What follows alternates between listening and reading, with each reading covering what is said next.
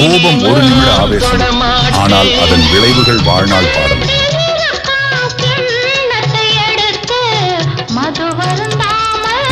அனைவருக்கும் 2026 புத்தாண்டு.